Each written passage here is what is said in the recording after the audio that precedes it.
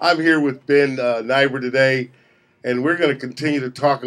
We're going to talk about Twins baseball. We're going to talk about, maybe Manny Ramirez. We're going to talk about things that take place, that have taken place, not only on opening day, but the first week or so, first couple of series of the opening season. Let's do it.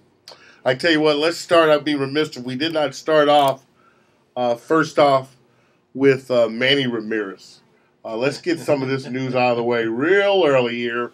With Manny Ramirez, some would say Hall of Famer, some would say class clown.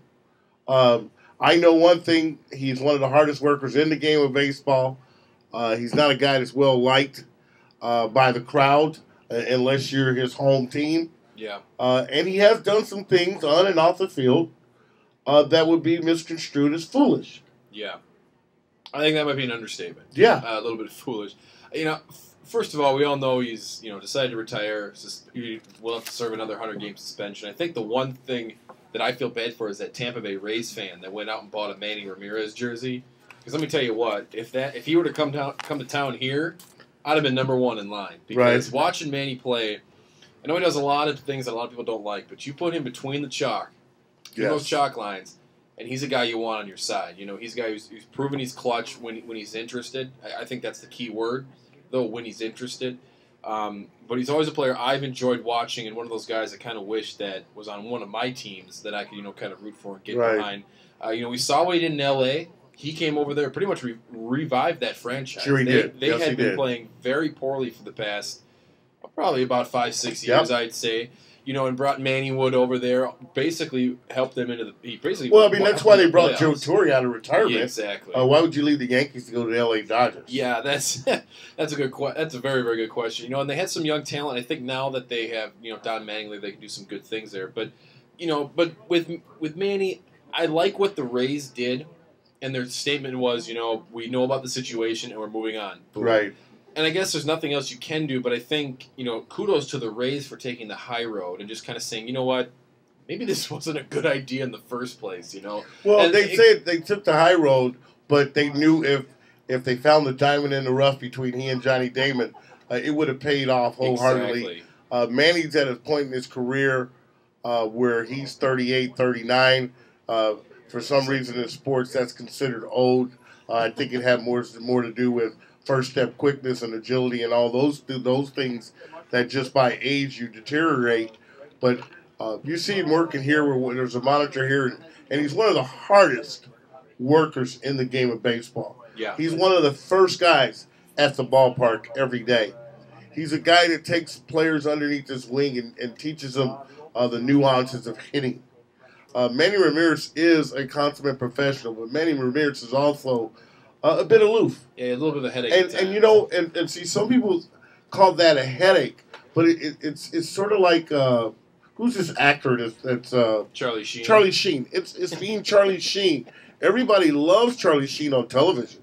Yeah, they love him in that show 2.5 or 2.5 Men. Yeah. 2.5 Men and a Kid or whatever it is. They love him in that atmosphere, but it's when he gets outside the box. Yeah. When things fall apart for him. I hate to use this because a lot of athletes use this all the time, but I think a lot of it is media driven, and because the media likes to dig up dirty stories about you or about athletes, especially now. With TMZ getting involved with sports. Sure. And they bought a bus now. They've turned it into they got business. everything. It's a bus. It's unbelievable. They've got a tour bus that they're working. And I think that hasn't helped him. I think if he were in a smaller market instead of Boston, I think if he would have stayed in Cleveland, it probably wouldn't have been as bad for him. Think about this, though. He goes from Cleveland to Boston. Mm-hmm. Boston hasn't won a World Series in almost 100 years. Yes. Okay? No series in almost 100 years. He gets there. Who did he teach how to hit for power? David Ortiz. Yeah. Who the Minnesota Twins gave up for $1. Well, he also could have slid Ortiz some of those needles, too. Sure. Well, that he was on that list. Yeah, he was. He was on that list. But again, I always say when they talk about steroids have never hit a baseball. No, not at all. David Ortiz got to the big leagues with the Minnesota Twins.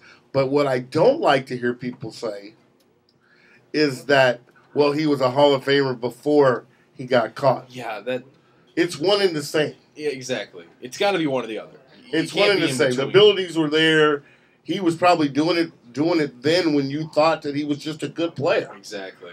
So which is it? He either is or he is not. And I think that's the fine line that we've got to figure out with some of these guys like Barry Bonds. Go ahead. I think one thing with Manny, I think we're kind of seeing a different generation of players coming up now.